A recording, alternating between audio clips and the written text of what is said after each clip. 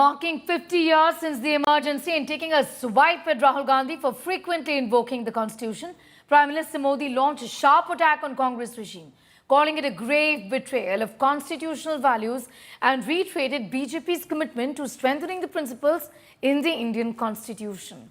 The Prime Minister highlighted that rights were suspended, Parliament was silenced, innocents were jailed and freedom of press was curtailed.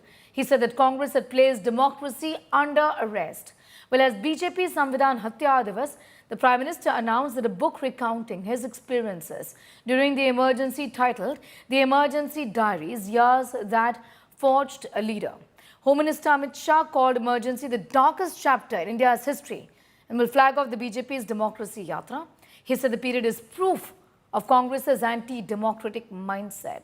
Congress, on the other hand, has hit out at the BJP, alleging 11 years of undeclared emergency under the BJP government, alleging five-fold attack on Indian democracy, on the constitution, tax terrorism, agencies misuse and crackdown on civil liberties.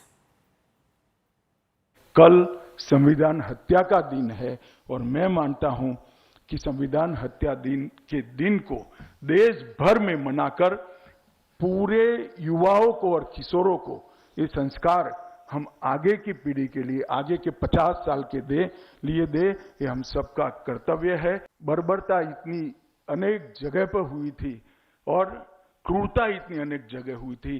Shah commission की report एक प्रकार से gist है ऐसा मानकर चलना चाहिए, परंतु मेरा ये आग्रह है इस देश के युवाओं को कि शाह कमीशन की रिपोर्ट को जरूर पढ़िए, एक एक पैराग्राफ को जरूर पढ़िए।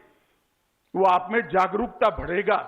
आप में आने वाले दिनों में अगर किसी भी तानाशाह को ये विचार आता है तो इसके सामने जयप्रकाश नारायण बनकर खड़ा रहने का एक हौसला भी देगा और एक रास्ता भी दिखाएगा। आज ही के दिन कांग्रेस की उस समय की प्रधानमंत्री श्रीमती इंदिरा गांधी ने आपातकाल की घोषणा 50 साल पहले की थी, जो केवल एक राजनीतिक घटना नहीं थी बल्कि लोकतंत्र पर सीधा हमला था।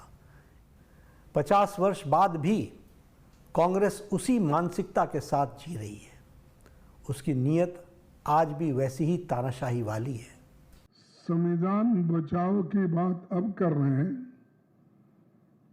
इमरजेंसी 50 साल होने के बाद इमरजेंसी का फिर से वो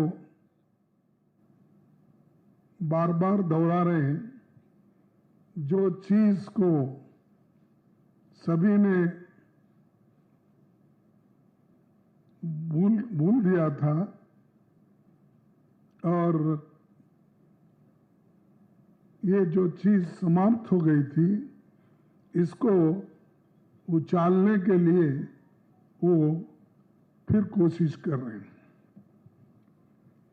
जब हम ये कहते हैं विश्व के पटल पर कि Bharat is the mother of the democracy, तो एक व्यक्ति की तानाशाही की वजह से कोई भी हमें टोकेगा कि आपका 27 महीने का, आपका 25 महीने का एक लोकतंत्र पर ऐसा काला धब्बा है। ना तो बाहरी संकट था देश में, ना आंतरिक संकट था।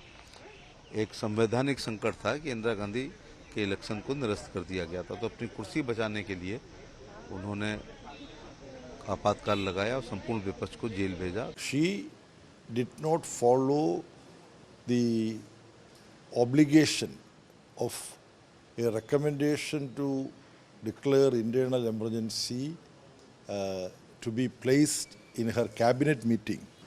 This was only because she wanted to continue in power.